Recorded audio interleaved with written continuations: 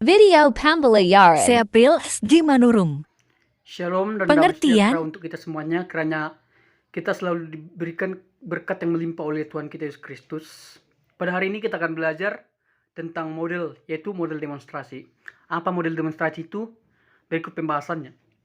Model demonstrasi itu merupakan suatu model yang memperagakan atau menunjukkan secara langsung kepada siswa suatu proses tertentu, atau dapat juga menjelaskan suatu benda tertentu, baik secara langsung maupun sekedar tiruan. Jadi benda yang digunakan dalam model demonstrasi ini dapat berupa benda asli ataupun benda tiruan yang disesuaikan dengan benda aslinya. Dalam model demonstrasi ini, siswa hanya bertugas sebagai penonton dan pendengar, sehingga guru dituntut berperan sangat aktif untuk menjelaskan. Kelebihan dan kelemahan. Kelebihan model demonstrasi ini yaitu dapat membuat pelajaran yang diterima siswa lebih jelas dan nyata. Hal ini dapat terjadi karena siswa dapat melihat langsung proses yang terjadi dalam demonstrasi tersebut. Misalnya itu dalam mesin, siswa dapat melihat langsung apa yang terjadi dalam mesin tersebut. Yang kedua itu siswa mudah memahami apa yang pelajari.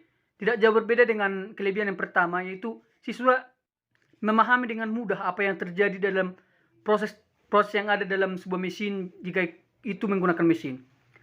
Lalu kelebihan ketiga yaitu proses belajar dan mengajar menjadi lebih menarik. Siswa tidak merasa bosan. Pembelajaran yang seperti biasanya dengan model-model ceramah atau yang lainnya itu sangat gampang untuk membuat siswa merasa bosan, sehingga model demonstrasi ini adalah salah satu solusi untuk siswa yang mudah merasa bosan. Lalu kelebihannya itu siswa dirancang untuk aktif mengamati dan mendengar. Di samping begitu banyak kelebihan dari model ini, juga memiliki kelemahan. Kelemahannya itu memerlukan fasilitas dan biaya yang lumayan mahal, sehingga sangat sulit untuk didapatkan. Untuk sekolah-sekolah yang mungkin tidak memiliki fasilitas, model ini sangat sulit untuk diterapkan karena fasilitas untuk mendapatkannya itu sangat mahal. Yang kedua, guru dituntut untuk memiliki kemampuan lebih, sehingga dalam demonstrasi ini tidak terjadi kesalahan yang akan menyebabkan siswa dalam kebingungan. Jadi guru harus benar-benar memahami proses-proses yang terjadi dalam suatu yang ingin diajarkannya. Misalnya guru ingin mengajarkan tentang mesin, jadi guru harus benar-benar paham apa itu mesin itu, bagian-bagiannya hingga proses-prosesnya. Lalu kekurangannya itu memerlukan waktu yang relatif lama.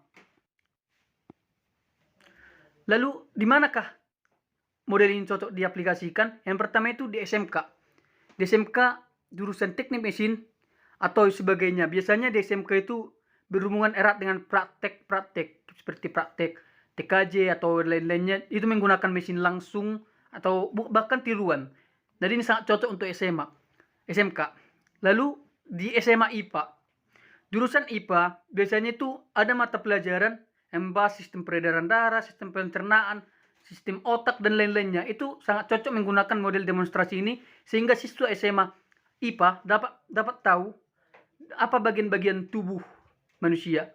Lalu fakultas teknik dan fakultas kedokteran. Ini sama halnya dengan SMK dan SMA IPA tadi. Apa media yang cocok digunakan dalam model ini? Yang pertama tentu mesin. Seperti tadi kita membahas di SMK, tentu saja di SMK itu memerlukan mesin. Jadi model ini menggunakan media mesin. Kedua, mungkin untuk SMA IPA, tiruan organ tubuh manusia. Karena kenapa tiruan? Karena tidak mungkin menunjukkan secara langsung organ tubuh manusia. Yang ketiga itu komputer. Ini juga untuk SMK dan teknik di perkuliahan. Lalu alat instalasi listrik.